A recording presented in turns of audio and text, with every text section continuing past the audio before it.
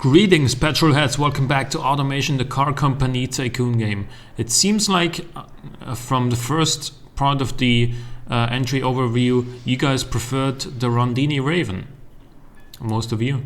So today we're going to be looking at the BJSCC Fayfox by Fayfox. We're going to be looking at the GP96E by Sergeant Snoopy. And we're gonna also be looking at the Colugo by Leap. So let's jump into the first car.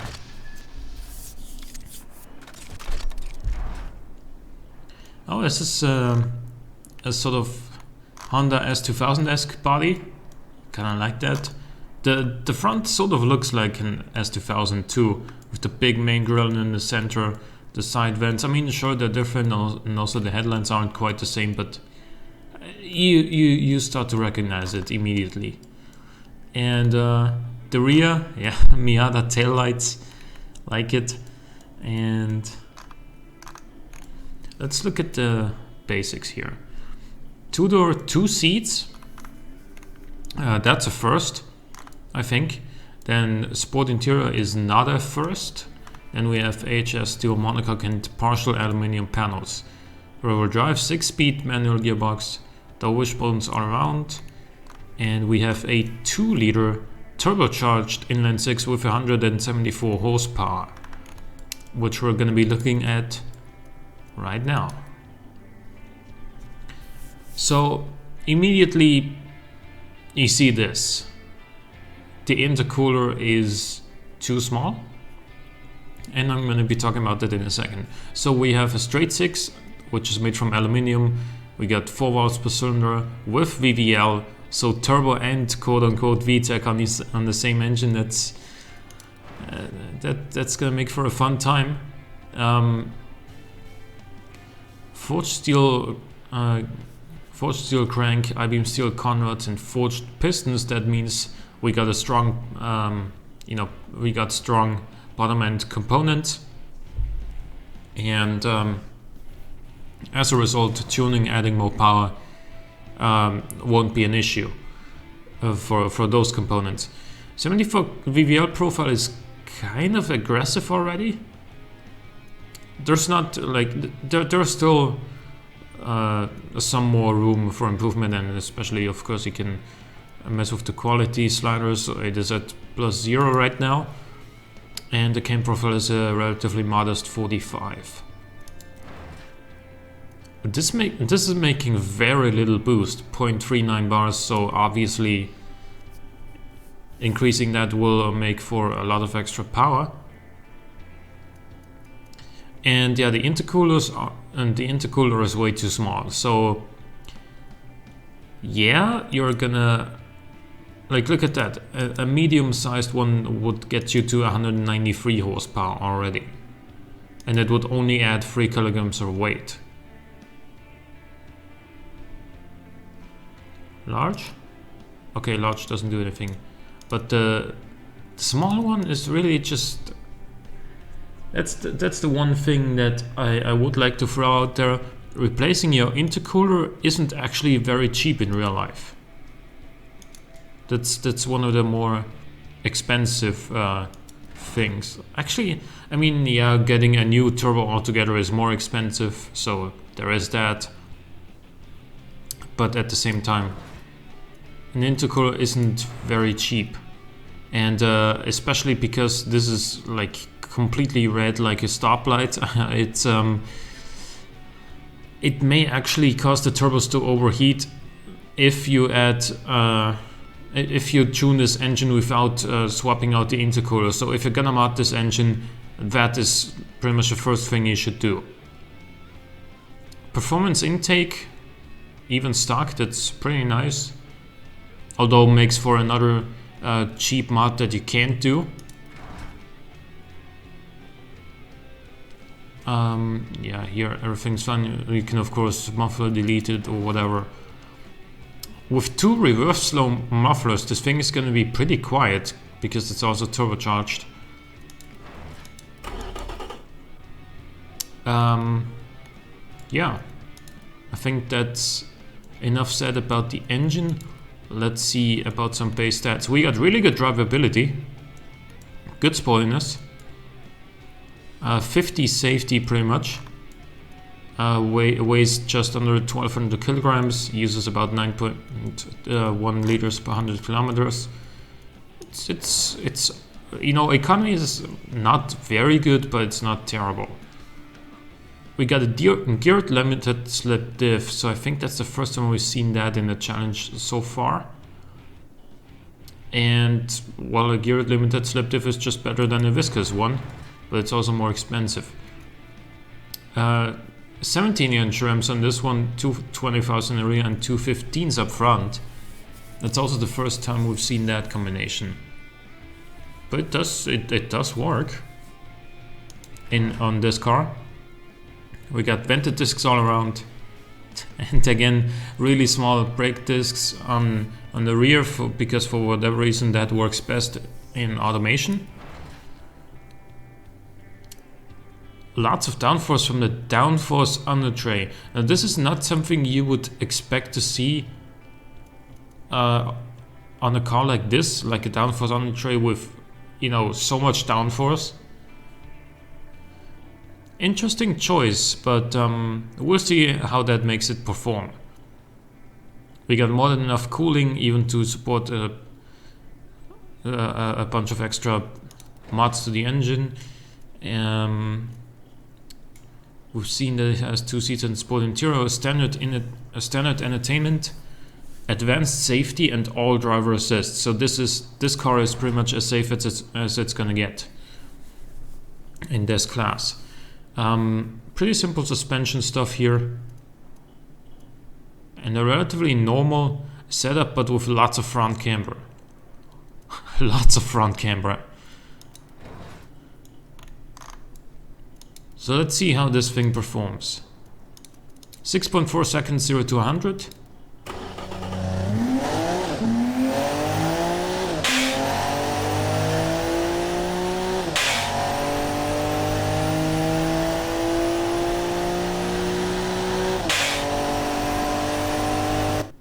Kind of like the sound of a turbocharged inline-six in this game. 15 seconds dead for the quarter mile, not bad. We've seen better, but we've also seen worse. So let's see what it does around the track.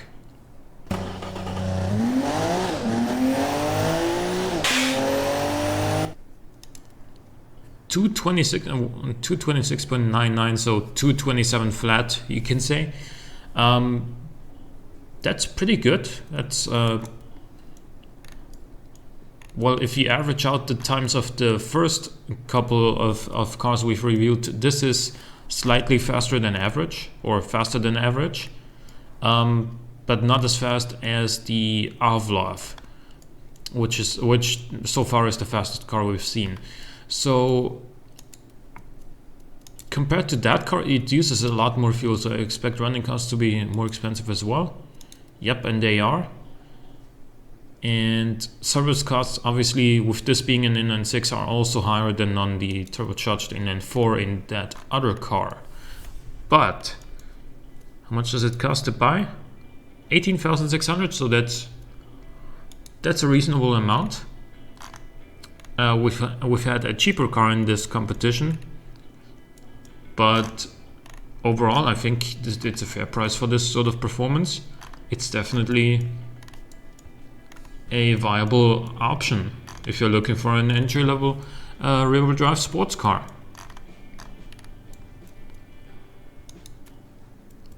So next up, let's look at the GP96E.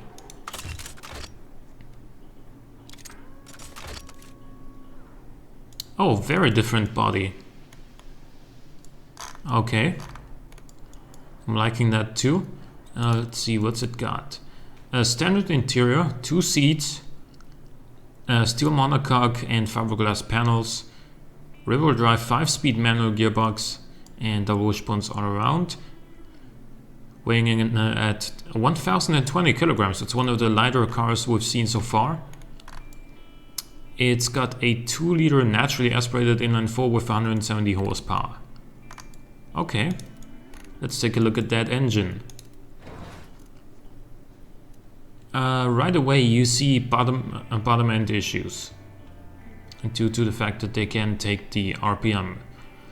And that's kind of bad if you have VVL, because the whole point of VVL is you have that top range like high RPM boost, and if your bottom end is going to fail on you in the higher RPMs, then that's a terrible combination.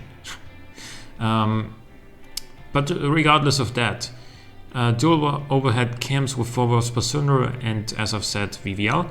It is made from aluminium. We have forged H-beam pistons.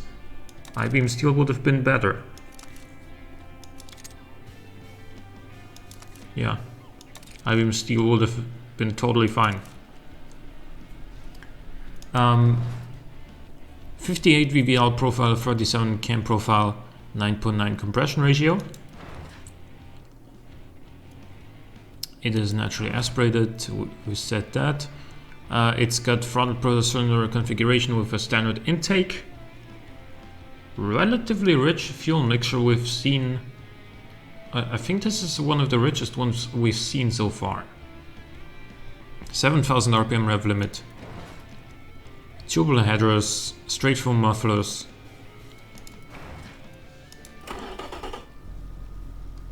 While running this in test mode, you will also see from when the con rods are going to be starting to fail.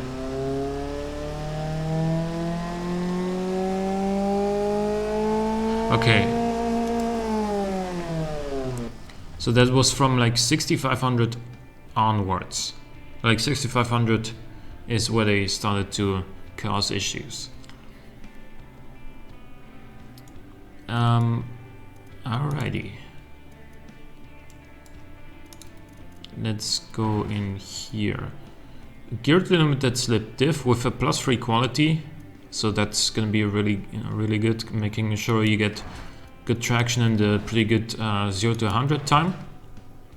225s, 15-inch rims, and medium compound road tires.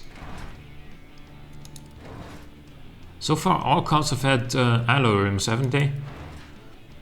Vented discs up front, solid discs on the rear, and -11 quality on the brakes. You really don't want your car to stop, right? You just want to have it keep going and going, and you know, that's not the best idea though, because if you go, you're gonna be at higher RPMs quite a lot, and therefore your con rods are gonna break down, and then you can't even stop properly because of the shitty brakes. No, that was just I wasn't serious doing that. Actually, the braking distance of this car is still pretty good, 30.3 meters from 100 kilometers, but you will get brake fade. Semi-clad under tray. Again, 100 downforce. And then, yeah, just enough cooling airflow for this engine. And you get some brake airflow as well to try and reduce the brake fade a little bit. We get standard interior premium entertainment and no driver assists.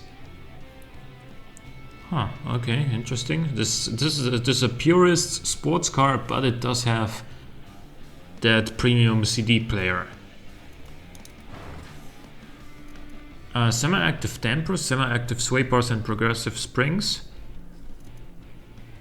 So pretty fancy suspension for the day, but it is allowed. I said that you can use it, so that's fine. Okay, performance. 6.5 seconds 0 to 100.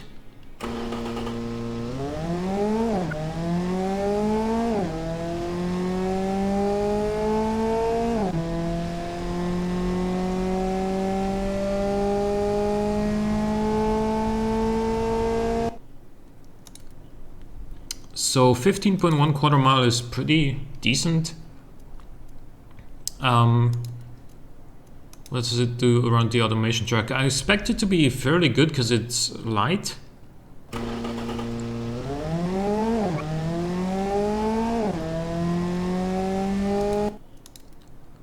Oh, 229.4. That's actually among the slower entries so far. What does it cost? 19,200. So that's more than the BJSCC Fayfox that we looked at earlier, and it's slower. Plus, it uses more fuel, and it's, you know, $3 more expensive to run on in a year, if anybody cares about $3 a year. Drivability is also, I think, the lowest we've seen so far, but that comes down to well, the brake fade and also the fact that this doesn't have driver assist. If you put ABS on there, for instance, it goes up to almost 50, so that's, with power steering it would be 52.7. So yeah, drivability isn't as bad as it seems on paper. Right, so a little bit less performance than the previous car and slightly more cost, but it is a naturally aspirated engine, although if you want to tune it, you need new pistons or new conrods first. Sorry.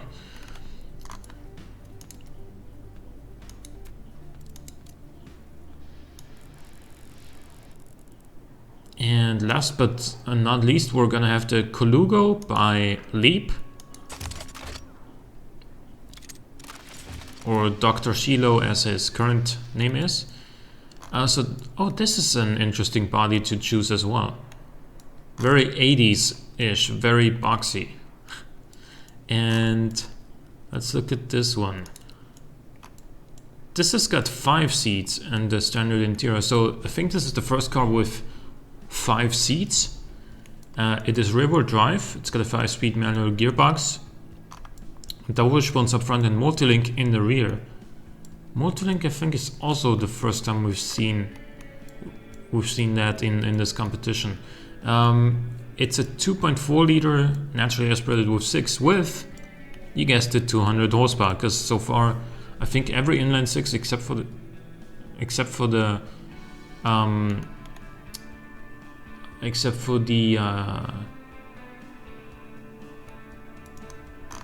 what was it called? The Rovini Raven. Yeah, Rondini Raven has had 200 horsepower. Every naturally aspirated inline 6. Oh, I should say.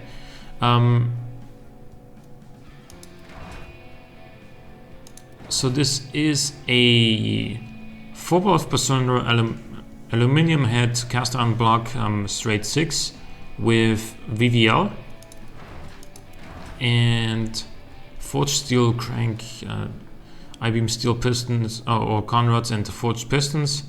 And yeah, these bottom end components are really good. 59 VVL profile, 30 cam profile, that's reasonably modest. VVT only on the intake cams, sure, why not? +5 quality as well. We got multi-point injection, a single configuration with a standard intake, so you know a performance intake is going to give you a cheap extra 2 horsepower. 13.5 fuel mixtures are also relatively rich, and 7100 RPM is pretty good. +5 quality is reasonable. And then we got long Tudor headers and 1 straight through muffler. It doesn't need a second one.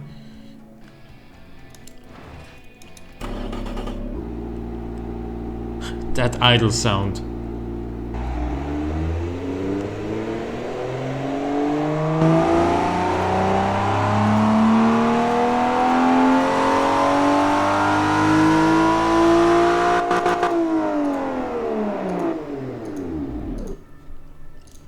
That idle sound is actually pretty cool because of the missing rear muffler.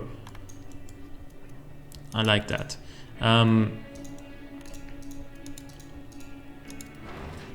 We got 5 speeds. We got a geared limited slip diff, and apparently, yeah, the top speed is limited by gearing. Interesting. We got 105mm front tires and 205s in the rear. There are medium compound road tires on 15-inch steel rims. Alrighty, so steel rims, that's the first, but they're cheap, and you know, that's you know, you can always put different rims on a car. That's one of the most common mods ever that people do. We get vented discs up front, solid discs on the rear, and a little bit of brake fade coming from the rear brakes, I think. Yeah. Oh, and actually, this time this does improve drivability if we increase the brake size on the rear to a point. Because I think we've had another car with brake fade, with a slight amount of brake fade coming from the rear brakes, but there, because of the brake balance, it decreased drivability when you increase the brake size. So we have a semi-clad under tray. I did remove the active wing. I remember that from this car, but I didn't save that because he sent that in with the active wing that I then removed with his agreement, and I clicked none and saved it, but it didn't carry over. Okay, whatever. It is off now.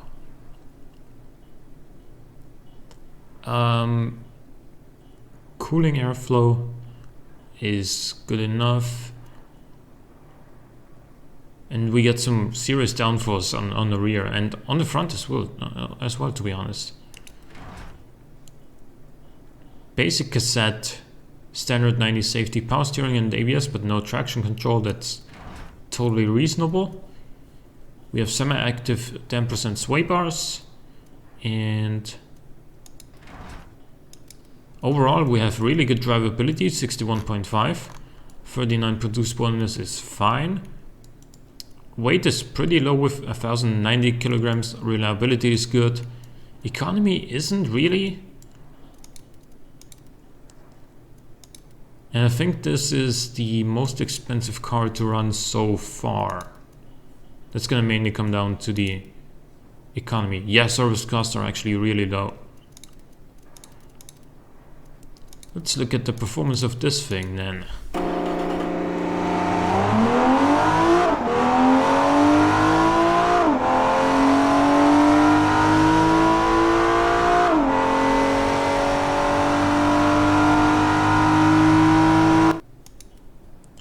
.6 quarter mile, that's pretty damn quick.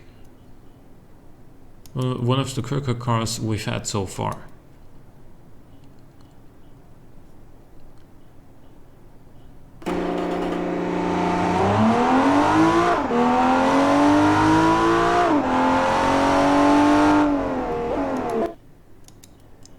And 225.98, so 226 flat. That's, I think, the second fastest car behind the Avlov.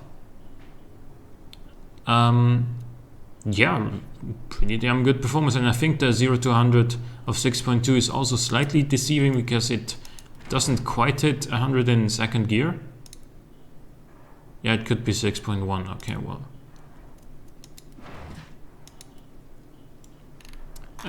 Overall, good performance. How much does it cost? 15,480. So it's cheap, it's quick, but it's kind of thirsty. And engine-wise, I can't really find anything to complain, really. Yeah, this is a really good engine. I like the fact that it only has one muffler, although of course that's another thing that you can easily change. You know, when tuning a car, you can easily just muffler remove your exhaust. That's one of the cheaper mods. But anyway, cheap price, good performance, good reliability. but thirsty, very thirsty. And yeah, that's the Colugo by Leap. And so now let me know what car you prefer out of these three. The Colugo that we see here, or the BJSCC Phaefox, or the GP96E.